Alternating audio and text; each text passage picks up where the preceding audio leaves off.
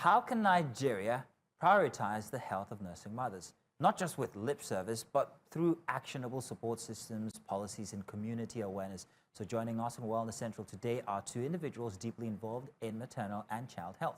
We have with us Rashidat Sanni-Afolabi, a nurse and public health educator, and also Taiwo Arubuolawe-Fadairo, the State Nutrition Officer for Lagos at the Ministry of Health. Ladies, you're welcome. How did I do with the name? Thank you. Excellent. Now, at this point, you're Yoruba-speaking Lagosian. Yeah. Thank you, ladies. You're welcome. Let's get started. Let's ask what the challenges that you have noted when it comes to breastfeeding mothers, Lagos, Nigeria, Africa generally. Let's start with you, Mrs. Fadairo. Well, there are a lot of myths surrounding breastfeeding, just as we have known. You know, breast milk is the best nutritious food the child needs from 0 to 6 months exclusively. No agbo, no concussion, nothing. But because of the area where we are in this side of the world, Africa, especially Nigeria where we are, we discovered there are a lot of myths to it. So a lot of people feel, how can you breastfeed, give a child only breast milk?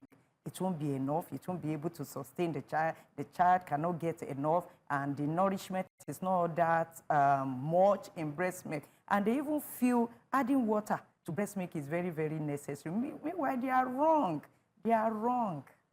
Yeah. And that's very interesting. Ma'am, let me come to you, Ms. Rashidat, and also talk about, you know, your own point of view as a nursing mother and the challenges that mothers face, right, when it comes to nursing and breastfeeding. We mentioned several during the intro. One of them is a short maternity leave. Secondly is the support from workplaces and also public spaces. Now, we know that Lagos State government is doing their best, but at the federal level, what more needs to be done to sort of help with the challenges that nursing mothers face in nourishing our coming generations? Okay, so I think at the federal level, they need to borrow a leaf from what Lagos State is doing, and by ensuring that there are policies in place to further support. Even I know that at the federal, a lot is going on.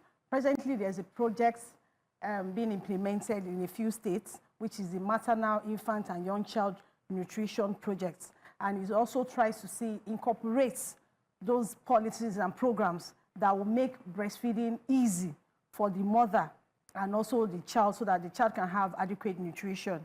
So then for the states, yes, we are doing a lot. Hopefully that we can get better in terms of, presently we have the first 2 children. The woman is pregnant. After the first 2 babies, she has 6 whole months to herself. But good enough, there are also measures that have been put in place in terms of provision of crèches. So we have most of the MDAs, there's the ministries, departments, and agencies, they've got crèches. So even when the woman comes back, she can still have a baby close by, and she can continue the complementary feeding along with the breastfeeding.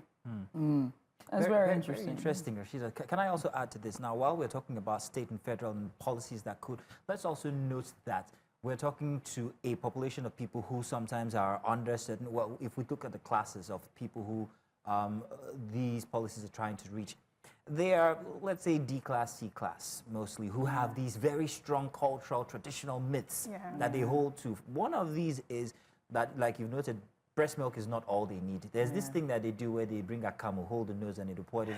Force-feeding. I've seen many midwives try to kill babies. No, no, did you say midwives? Is it midwives? No, they are not midwives. It's grandmothers. Grandmothers and nannies, yeah. Thank you. Because midwifery itself is a profession. Okay, good. So my apologies there. Wrong term. But how do you dispel these myths that you have come across in your efforts to bring more education to breastfeeding and breastfeeding mothers? Okay, that's a very good one. And I appreciate the fact that this conversation is coming up. Really, we know that we are these kind of people that we are so, our culture is not, generally, yes, but generally, culture is not something that can be eroded overnight. But with sensitization like this and discussions around breastfeeding and support, we can get there.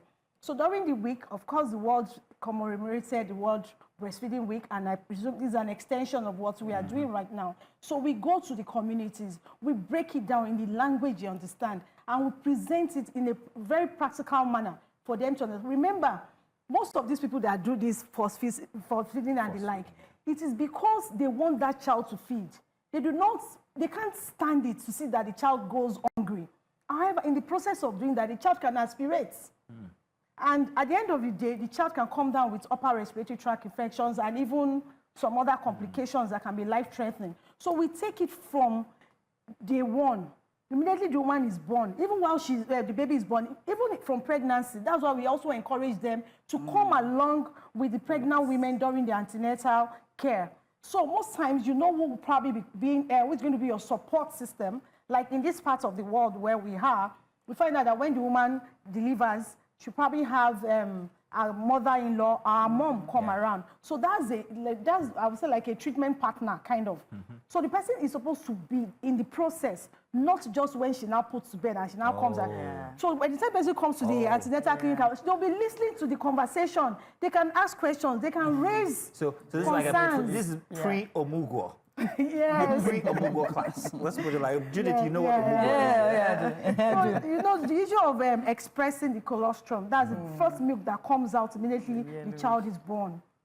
The mother wants to breastfeed, and you hear the mother or the mother-in-law or whoever is staying with, express it. That one is dirty, you know, let the fresh one now come out. Unknown to many that first one is even the gold that you are just throwing away. Wow. So yeah, that's the colostrum, the first immunization that child will take. And it also has something we call immunoglobulin, and it's very, very good for the child. So we are using this opportunity to also encourage them not to express it's away. We should make sure that that baby takes that colostrum and continues within the first hour of life. Right. Within the first hour of life. As we're talking about antenatal education when it comes to mothers and, you know, what's coming out of their bodies and what the babies need necessarily, let's also talk about the stigma as well for mothers as well, and the stigma and re-educating public. So let me ask you, ma'am, what can we do just besides having this conversation here and intervention weeks? Does it stop only at breastfeeding week? What's being done to continually push the boundaries? Thank you.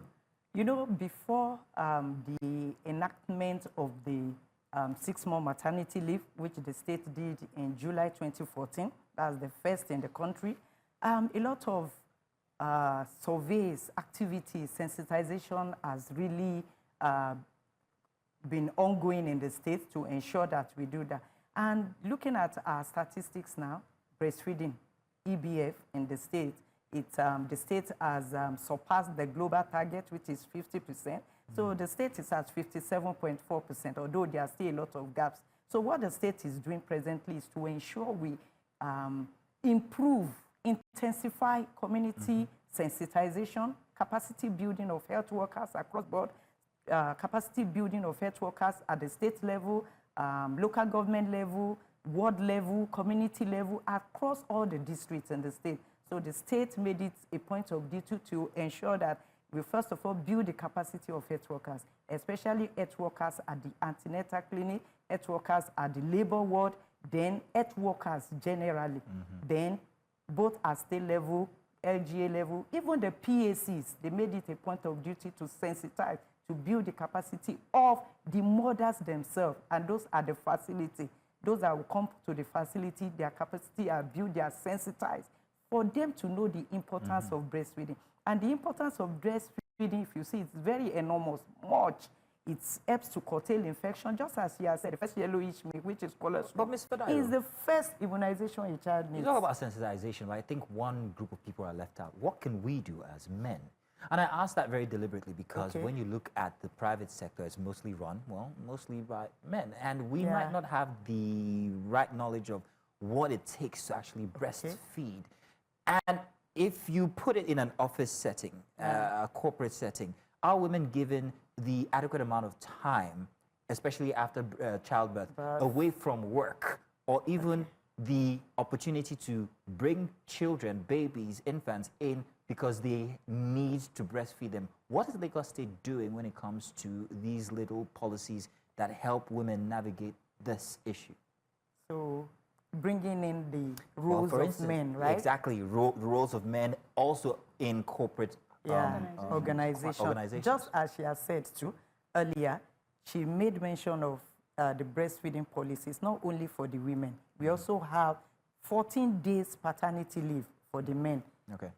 That's the first to delivery, so that the woman can get herself together and the man too can play his role. You know, the role of a man in that area is very, very essential. That's why they are given the 2 weeks paternity leave. So apart from provision of food and other things that the woman will need, the man is there to encourage. You know, let's be sincere.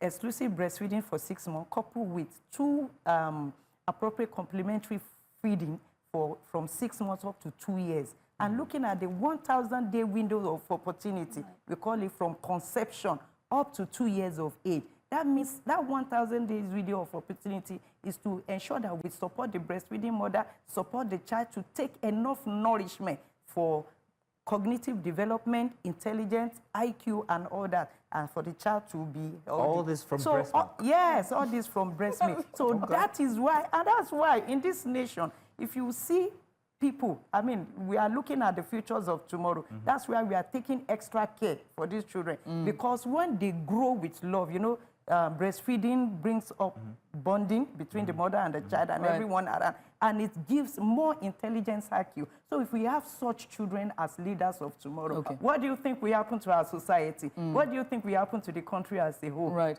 As we wrap up this discussion, because we're pressed for time, I have to talk about the mothers who cannot breastfeed as well, and the mental toll it takes. So you're talking about the bonding that you know, is facilitated by breastfeeding, but there are mothers who have used alternative ways to have their baby, whether through surrogacy or otherwise adoption, and they cannot breastfeed, you know. How then, you know, what support can be given to them, you know? So in terms of a woman or women that cannot breastfeed for several reasons, the community still needs to support them. We do not need to talk down on them.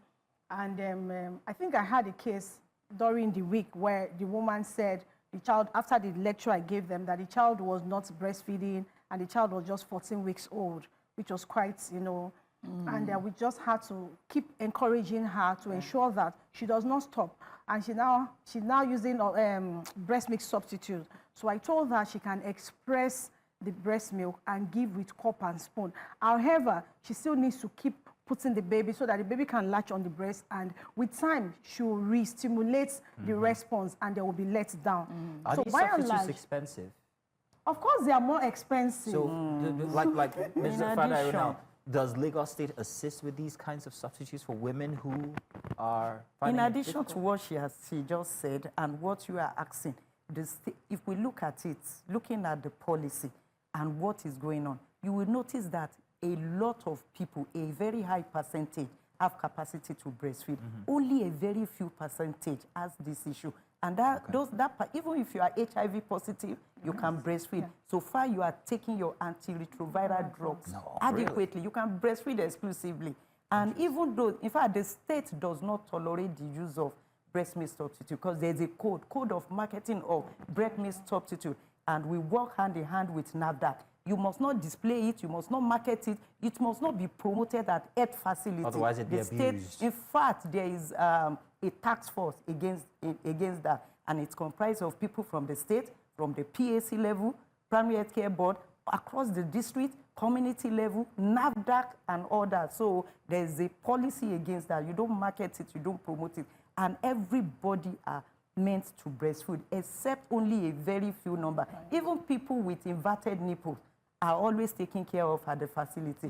Yeah, because we have a lot of maternal and child centers where Ladies, children are I wish there was enough time to talk about, pretty much just the mental toll is really what I'm concerned at, but I wish there was enough time. Also, thank you to both of you for taking out the time to join us. And to everyone watching, please remember that breastfeeding is important to nourish our next generation to come. But if you have the mental, if you don't have the capacity to do that, always lean to your community.